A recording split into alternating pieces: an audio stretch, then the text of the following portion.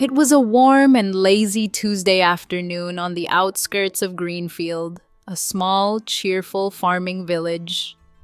Old Farmer Henry sat in his favorite rocking chair outside his dairy farm. The golden sun hung low, and within minutes, Henry's eyes grew heavy and he drifted off to sleep, snoring softly in the gentle breeze. His 3 magnificent water buffaloes grazed peacefully in the paddock. They were big, sturdy animals with shiny black coats and calm eyes. Henry had raised all 3 from calves and loved them dearly. He called the largest one Thunder, the medium one Biscuit, and the smallest one Pudding. Together they produced the richest milk in all of Greenfield County, which Henry sold at the Saturday market. Hidden behind a crooked oak tree at the edge of the dirt road, a lean and shifty-looking man peered through the bushes. He wore a tattered brown coat, dusty boots, and a crooked black hat pulled low over his narrow eyes. This was the infamous outlaw Black Bart, a known troublemaker and petty thief who had caused mischief across 3 counties. His real name was Bartholomew Crooks, but everyone called him Black Bart. Well, Black Bart muttered, rubbing his grimy hands with a greedy grin. 3 buffaloes! Today is my lucky day. I've always wanted a dairy business of my own without any of the actual work. He chuckled quietly. The old farmer was sound asleep. The coast was completely clear. Black Bart crept silently across the yard like a rat through a barn. He pulled thick rope from his coat and tied old Henry's wrists and ankles firmly to the rocking chair. Henry stirred but did not wake. Bart stepped back and admired his handiwork with a smirk. "Time to collect my prize," he whispered, unlatching the paddock gate. He grabbed Thunder's lead rope and pulled. "Come on, big fella, you're coming to my hideout. You'll make me rich. 1 glass of milk at a time."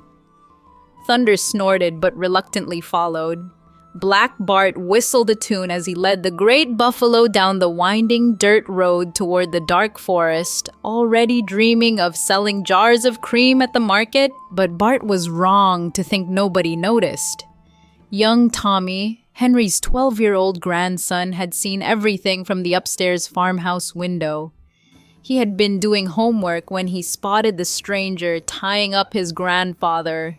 The moment Black Bart disappeared into the trees, Tommy flew down the stairs and burst out the back door, sprinting hard toward the village road. "Help! Someone call Deputy Jake!" Tommy shouted, waving his arms wildly. "A thief tied up Grandpa and stole Thunder!" Mrs. Collins the baker phoned the sheriff's office instantly. Within minutes, the sound of boots on gravel signaled that help was coming. Deputy Jake arrived quickly, his silver badge gleaming in the sun. He was a tall, broad-shouldered officer with sharp eyes and a calm voice, known for solving every case in the county. He untied Henry gently and checked he was unharmed. "Thank goodness you're here, Deputy Jake. That villain took my best buffalo," Henry cried, rubbing his wrists. "Don't worry, Henry, we'll get Thunder back," Jake said firmly. Jake knelt and studied the dirt road carefully. Footprints. Large worn boot heels with a crack on the left. Buffalo hoof prints heading northeast toward Briar Forest.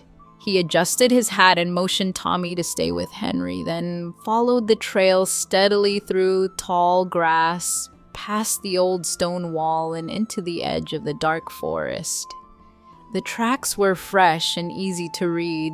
Round a bend behind a cluster of pines, Jake spotted a makeshift camp. Wooden crates, a rusted cup, and a small campfire. There sat Black Bart, stroking Thunder's nose and talking to the buffalo like an old friend. "Hands up, Bartholomew Crooks!" Jake called out, stepping into the clearing with his badge held high. "You're under arrest for theft and unlawful restraint!" Black Bart spun around, startled, his hat flying off. He searched desperately for an escape route, but there was none. Jake had him cornered completely. "It's a fair cop," Bart muttered miserably. "I just wanted fresh milk." Jake shook his head, snapped on the handcuffs, and led Thunder back along the forest path with Black Bart shuffling reluctantly behind him. Old Henry beamed with pure joy when he saw Thunder trotting back through the paddock gate. He hugged the great buffalo tightly, fed all three animals a big bucket of their favorite pickle and turnip mash, and patted each one lovingly. Tommy grinned from ear to ear, proud of his quick thinking and bravery. That evening, the whole village gathered at the farm to celebrate. Mrs. Collins brought fresh-baked bread, still warm from the oven. The neighbors arrived with homemade pickle jars, golden pies, and jars of clotted cream. Children ran between the tables, laughing while adults shared stories of the day. Henry poured tall glasses of cold, creamy milk for every single guest, smiling wider than anyone had seen in years. Deputy Jake sat quietly on the wooden porch steps, sipping his glass and watching the happy scene unfold around him with deep satisfaction. "Remember, children," Deputy Jake said warmly to the little ones gathered at his feet, "stealing is always a crime, no matter how small the thing you take. Honesty, hard work, and kindness are the only things truly worth carrying in your pockets." The children nodded seriously. Tommy looked up at the stars appearing in the evening sky and felt proud, safe, and deeply content. And old Thunder, back in his paddock where he belonged, gave a long, satisfied snort that seemed to say he agreed with every word.